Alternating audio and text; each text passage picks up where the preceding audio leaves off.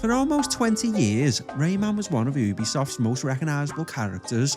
He survived the move from 2D to 3D, produced some of the best platformers of his generation, accidentally created an entirely separate franchise, and then returned with 2 games that were arguably better than anything Ubisoft had released under his name before. And after all that, he disappeared. Not because Rayman Legends was bad, it was one of the most acclaimed games Ubisoft made that entire generation. Not because people had forgotten him either. Ubisoft has spent years re-releasing his old games, putting them into crossovers and selling merchandise carrying his face. Rayman never really went away. Ubisoft just stopped giving him games. So how did one of the company's defining characters become a guest star in a franchise that originally began as his own? And why, after more than a decade on the sidelines, is Ubisoft finally trying to bring him back? Rayman, were you surprised to be named Best Video Game of the Year? No. Does it bother you that critics call this game addictive? Nope. Can you tell us what that O stands for? Nope. Are you ready to explode on PC CD-ROM? Yeah. Rayman began life at Ubisoft Montpellier under designer Michel Ancel. Released in 1995, the original game arrived during an awkward moment for the platforming genre. The industry was beginning its move towards 3D, but developers were still learning what 3D games were actually supposed to look and play like. Rayman instead committed completely to 2D. Its hand-drawn artwork, strange creatures and unusually expressive animation helped it stand apart from the early polygonal games surrounding it. Rayman himself had no arms, legs or neck, partly because separate floating body parts were much easier to animate with the technology available. Fortunately, somebody remembered to give him feet, otherwise the game might have been extremely short. Rayman appeared on the Atari Jaguar before reaching the PlayStation, Saturn and PC. The PlayStation version became particularly successful and established the character as one of the system's recognisable platforming mascots, although calling Rayman friendly does overlook the fact that his first game was brutal. Limited lives, scarce continues and levels demand a near-perfect collection turns its colourful adventure into something closer to an endurance test. It looked like a children's cartoon and behaved like it had a personal issue with children, but Rayman had achieved what Ubisoft needed. It had produced a distinctive character and a world that could expand beyond one release. The next challenge was moving it all into 3D.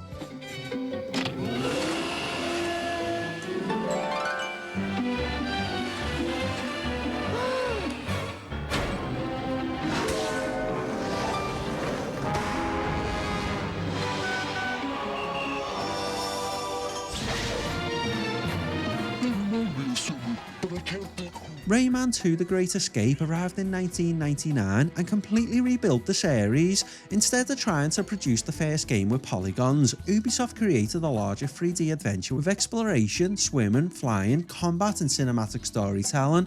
The bright forest remained, but Rayman 2 introduced a slightly darker atmosphere. The robotic robo-pirate had invaded the Glade of Dreams, captured its inhabitant and broken the world's core into pieces. Rayman now had allies, villains and something approaching a coherent mythology, although this was still a universe containing a large blue frog-shaped creature called Glowbox. Rayman 2 was widely praised and released across several systems, with different versions sometimes containing significant changes. Ubisoft had successfully moved its mascot into 3D without losing the personality of the original.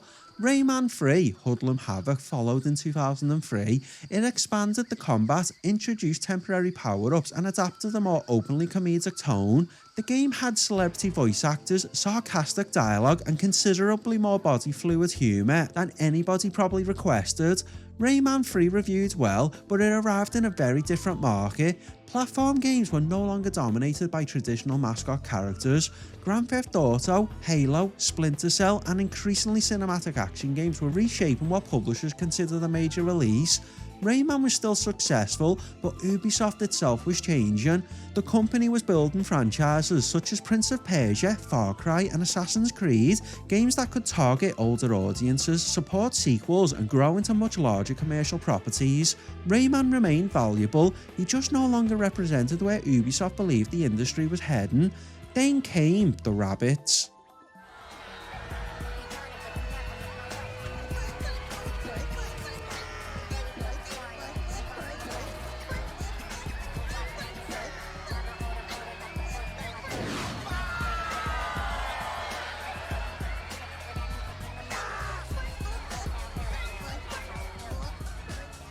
Rayman Raven Rabbids began development as a more traditional Rayman platformer.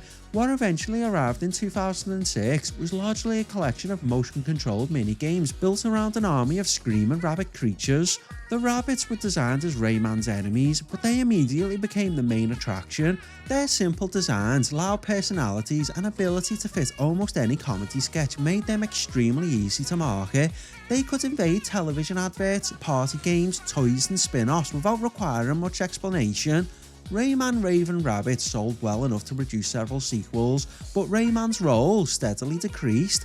By Rabbids Go Home in 2009, his name had disappeared from the title completely. Ubisoft had effectively created a new franchise inside a Rayman game, then watched that franchise walk away with the audience. The Rabbids later received television programs, mobile games, and their own crossover series with Nintendo's Mario. Rayman, meanwhile, became the less commercially useful character from Rayman Raven Rabbids. It would be like launching a Luigi spin-off and gradually deciding Mario was clutter in the box. For several years, traditional Rayman games were almost completely absent. Ubisoft experimented with smaller releases and ports, but the main series had lost its direction. Then Michel Ancel and Ubisoft Montpellier returned to 2D. Conjured from the magnificent moonbeams of the second summer solstice, woven together by us, the nymphs, destined to preserve the equilibrium of the sacred universe, the one we call Rayman, proved himself to be absolutely unmanageable. An utter loss of face for the magic peoples, of course. Rayman Origins was released in 2011. Rather than chasing the scale of Ubisoft's larger franchises, Origins focused on what made Rayman distinctive: expressive artwork, responsive movement, strange humour, and imaginative level design. The game used Ubisoft's UbiArt framework, allowing artists to place high-quality 2D assets directly into playable environments. The result looked less like a conventional game and more like an illustration that had somehow became restless.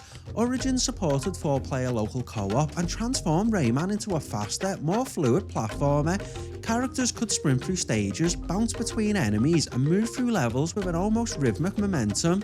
It received strong reviews, although its initial sales were reportedly slower than Ubisoft expected. Over time, however, Origins found a much larger audience and restored confidence in the series. Rayman Legends followed in 2013. Originally developed as a Wii U exclusive, it was delayed and expanded into a multi-platform release. The game refined almost everything Origins had introduced, with more varied environments, daily challenges, improved co-op, and music stages built around songs such as Black Betty and Eye of the Tiger. Legends became one of the most acclaimed platformers of its era. It was colourful, accessible, and full of ideas. It also looked expensive without requiring Rayman to climb a radio tower or gradually uncover icons across a regional map. Ubisoft continued supporting it through ports to newer systems. Rayman Legends eventually appeared on almost every machine with a screen and several objects that only loosely qualified. But there was one more thing Ubisoft didn't make: a sequel.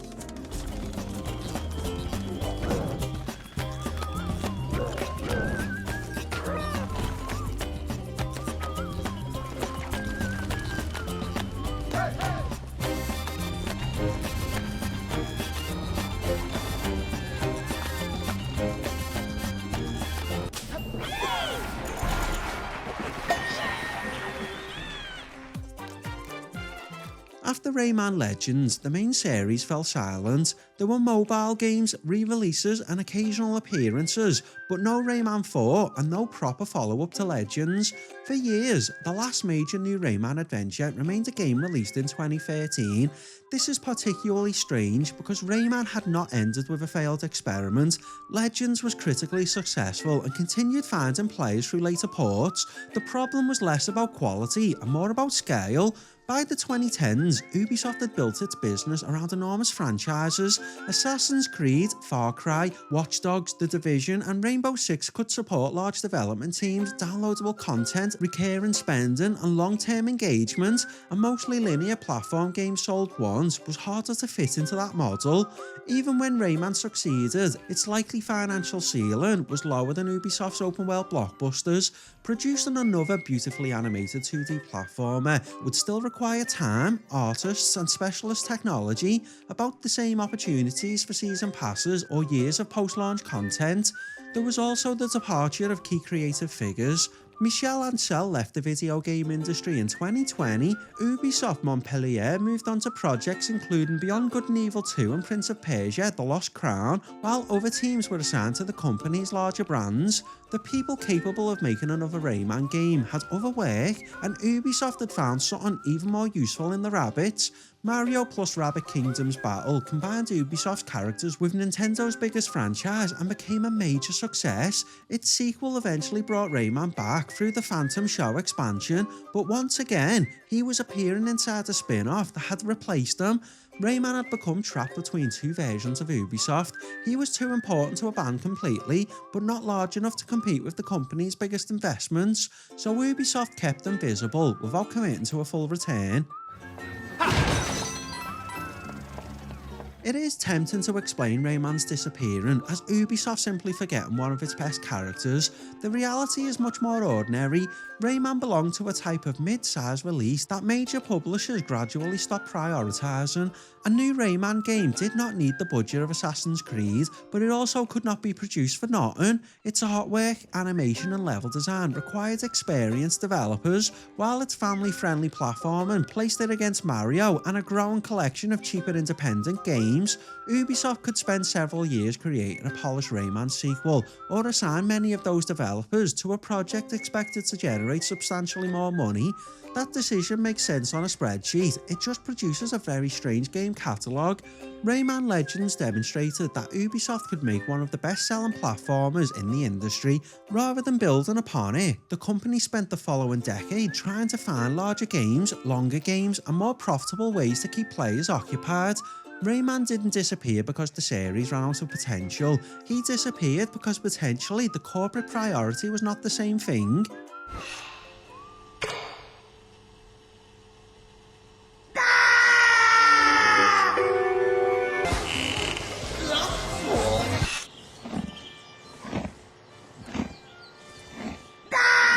For the first time in years, that priority now appears to be changing.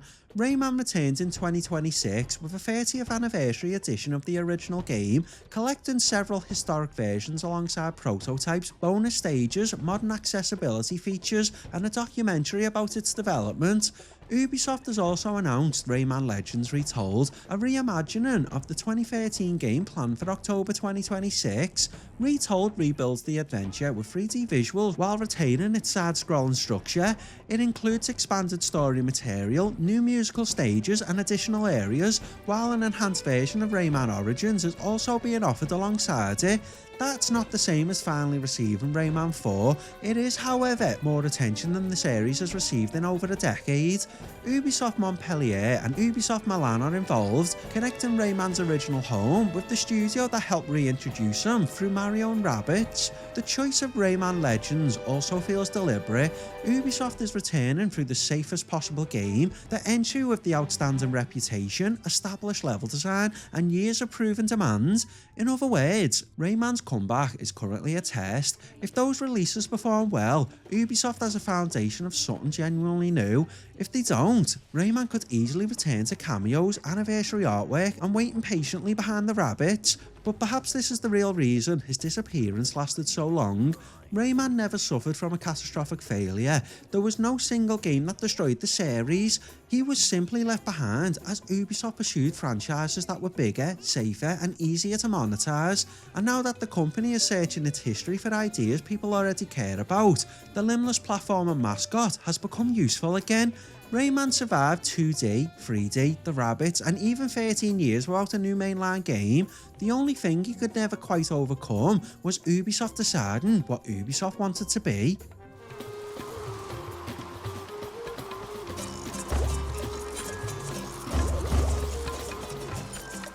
So do you think Ubisoft was right to move away from Rayman, or should he have remained one of its main franchises? Let me know in the comments. If you've enjoyed the video, please leave a like and subscribe for more gaming stories and retrospectives. And if movies are more your thing, I've got a second channel called Parasine, covering movie and TV retrospectives. A special thank you as always to the channel members for supporting Parasine.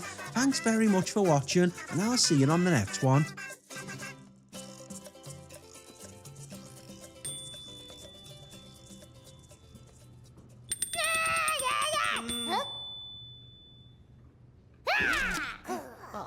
Hey!